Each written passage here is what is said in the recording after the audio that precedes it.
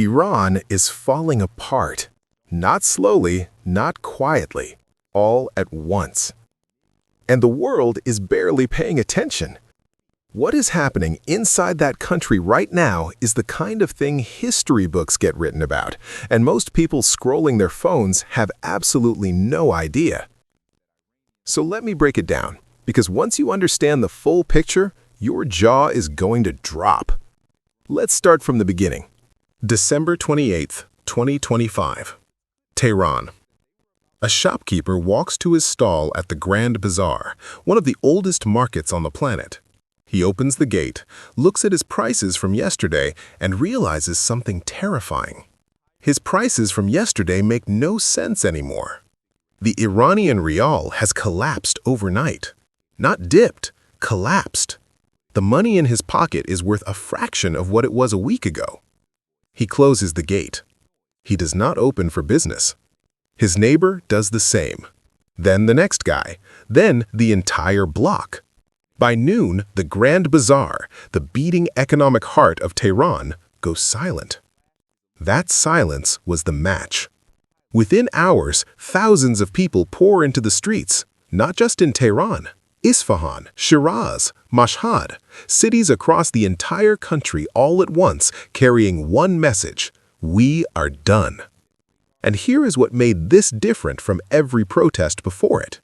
People were not just angry about bread prices, they were angry about everything. 40 years of broken promises, 40 years of sanctions, corruption, and a government that spent billions building foreign militias while its own citizens had no clean water, no electricity, and no future. Young Iranians chanting in the streets, "Not Gaza, not Lebanon, my life is for Iran." Read that again.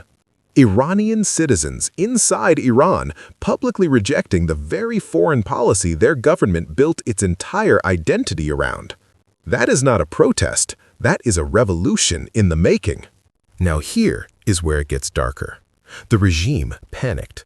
And panicked regimes do not negotiate, they do not listen, they reach for the one tool they have always trusted: force. Security forces climbed onto rooftops, positioned on mosque walls, took positions on street corners, and then they opened fire. Not rubber bullets, not water cannons, live ammunition aimed at protesters' heads and torsos. Verified footage, eyewitness accounts, thousands of cases documented by human rights organizations.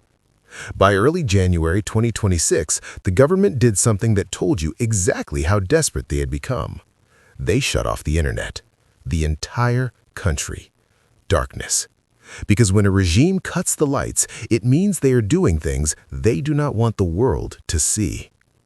Over 7,000 people confirmed dead, tens of thousands arrested. The head of the judiciary went on television and told prosecutors, and this is a direct quote, "Show no leniency. Move fast, maximum sentences, execute them now before public anger fades." This is a government eating itself alive. But wait, because the story does not stop there. Pull the camera back and look at what is surrounding Iran at the same moment this is all happening internally. June 2025, just months before the protests, Israel launched a 12-day war that struck Iran's nuclear sites, assassinated military commanders, and left hundreds of people dead on Iranian soil. The U.S. joined in, hitting 3 nuclear facilities directly. Iran fired back at a U.S. base in Qatar. A ceasefire held, barely. Then, Trump stands at the State of the Union and tells Congress that Iran is rebuilding, that Iran is developing missiles that could reach the United States, that the door to diplomacy is open, but the military option is very much still on the table. 2 aircraft carriers in the region, a second one quietly moved into position while diplomats were still shaking hands in Geneva. Think about that for a second. Iran is negotiating a nuclear deal in Switzerland with one hand, while the other hand is rebuilding, and while its own population is in open revolt in the streets back home. This is what a government in genuine crisis looks like. The economy is in freefall. The currency is essentially worthless.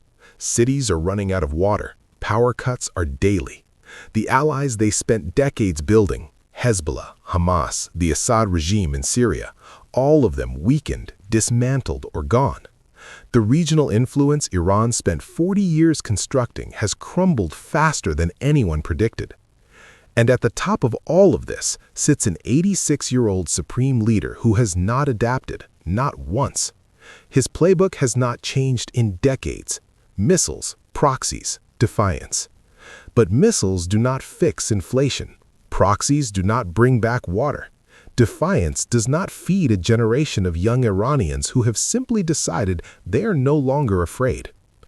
Iranian women are burning portraits of Khamenei on social media, openly, inside Iran.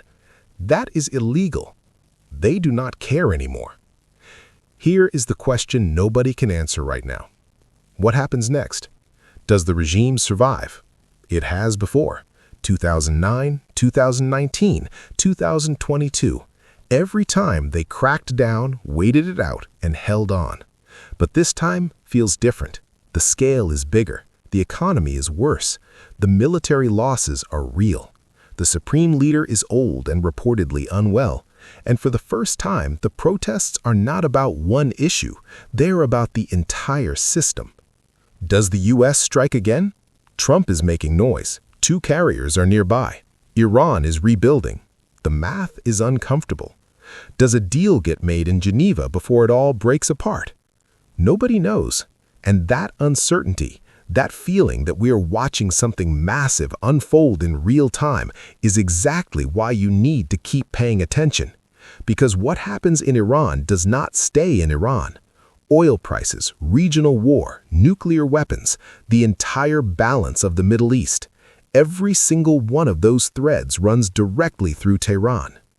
This is not just a news story. This is a hinge point in history. And it is happening right now. If you want to understand what comes next, subscribe, because this story is far from over.